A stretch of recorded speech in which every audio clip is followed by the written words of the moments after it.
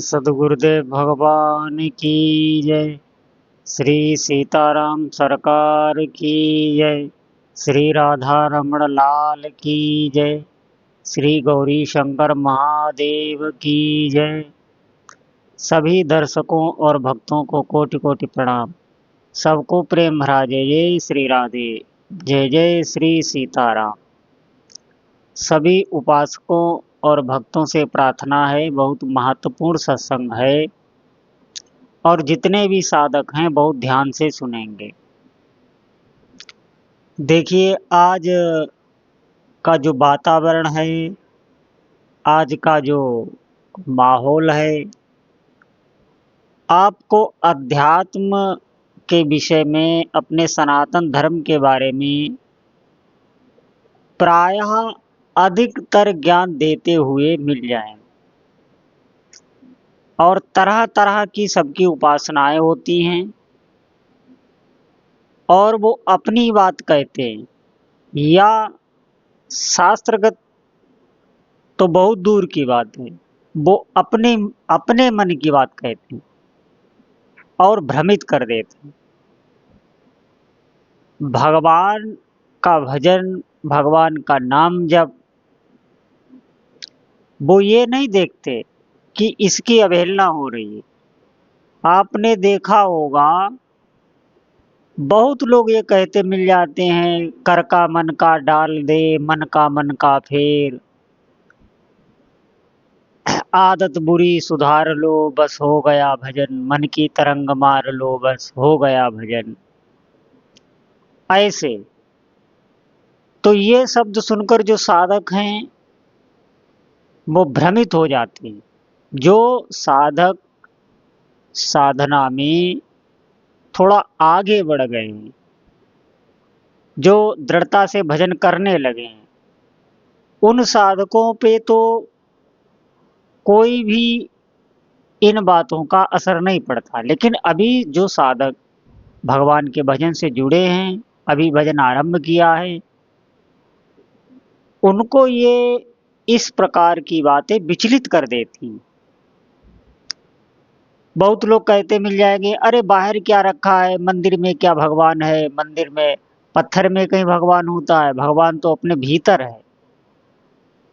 ऐसे लोग कहते मिल जाएंगे और इन बातों का हमारे चित्त पर कहीं न कहीं असर पड़ता है। आप ध्यान से सुनेंगे, अगर हमारा अपने भीतर प्रवेश ना हो, हम इस कारण नहीं हैं, हम इस लायक नहीं हैं कि हम अपने भीतर देख सकें, हम अपने भीतर जा सकें, हमें कुछ पता ही नहीं है, तो ये बाहर की तीर्थाटन करना, मंदिर जाना, भगवान की सेवा पूजा करना, तो ये इतने साधु संत लोग, भक्त लोग मंदिरों में जाते हैं, परिक्रमा करते हैं, भगवान की आराधना करते हैं, बड़े बड़े अनुष्ठान करते हैं, बड़ी बड़ी पवित्र नदियों की परिक्रमा करते हैं, तो ये सब क्या व्यर्थ है? जो शास्त्रों में बताया गया है साधना उपासना, और इससे तत्काल शांति भी मिलती है, इससे तप मिलता है और इससे भक्तों को बहुत लाभ होता है। प्रगट में आप उनसे खुद पूछ सकते हैं कि आपको इससे क्या मिलता है, तो वो आपको बताएंगे कि उनको इससे कितना लाभ है। इससे ही अंतःकरण में प्रवेश होता है। बाहर भी भगवान है, ये भगवान का जो अर्चा विग्रह है, इसकी सेवा करने से भगवान अंतःकरण में प्रकाशित हो जाते हैं, जिसे मूर्ति कहते हैं। ऐसे ही तीर्थाटन है, व्रत नियम संयम, ये सब शास्त्रों में वर्णित हैं। इसका मतलब ये नहीं है, बहुत लोग कह देते हैं, वो बिल्कुल नकार देते हैं।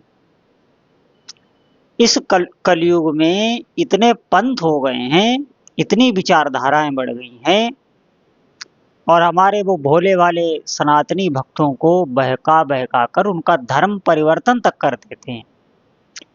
तो आप विशेष ध्यान से सुनेंगे,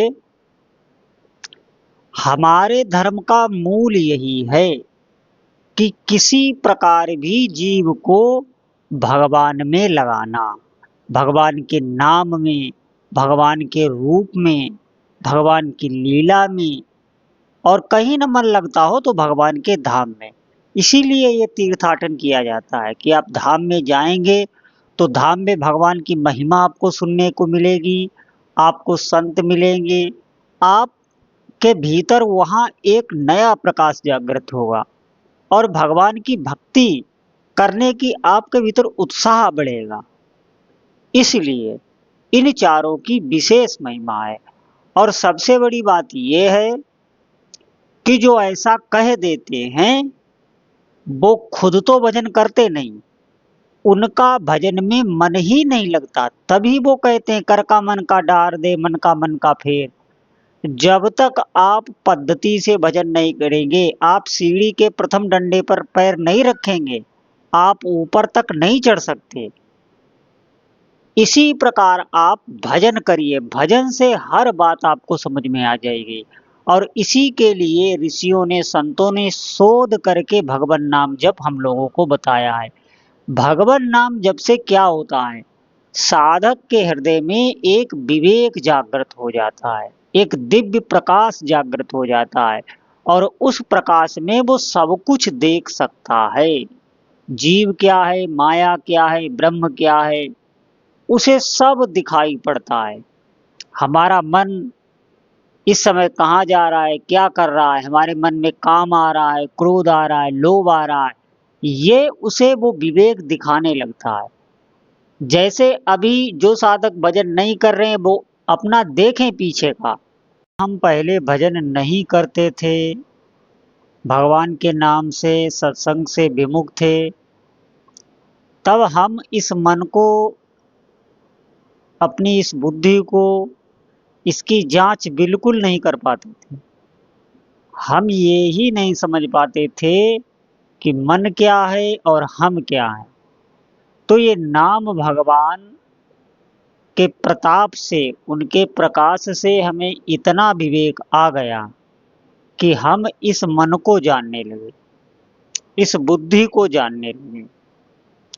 ऐसे ही आप अभी जब और धीरे धीरे आगे बढ़ोगे तो आपको दिव्य दिव्य अनुभूतियां होने लगेंगी। जिन विकारों से आप परास्त होते रहे हो, जो भी आदतें आपको दुख देने वाली हैं, खुद की ही, अपने ही कर्म हमको जो दुख दे रहे हैं और उन कर्मों को हम नहीं रोक पा रहे हैं और हम जान रहे हैं कि हमसे ये गलत हो रहा है, हमारी ये आदत गलत है, ये बिल्कुल आप ऐसा समझें, ये एक अज्ञान बस होता रहता है।